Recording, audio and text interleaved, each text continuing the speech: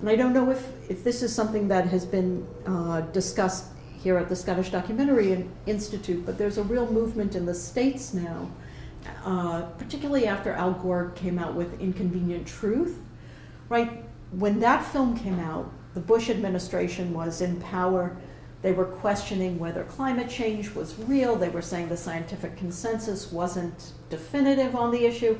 That film came out, and overnight, that issue was shut down. Climate change was accepted by the mass of American people, and the discussion changed. The paradigm shifted, all by a film.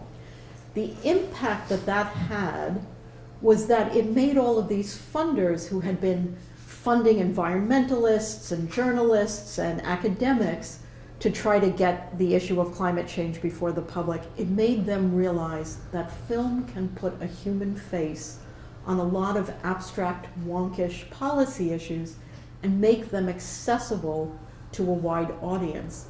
And after that, we saw in the States this dramatic shift of film funding from documentary as an art form, where you as an artist had a vision, whatever that vision was, and you could put forward that vision and say, fund me as an artist, to funding becoming almost exclusively focused on social issue films that could really look at the most pressing social issues and put them in the context of these campaigns that would use these films to engage people around the issues.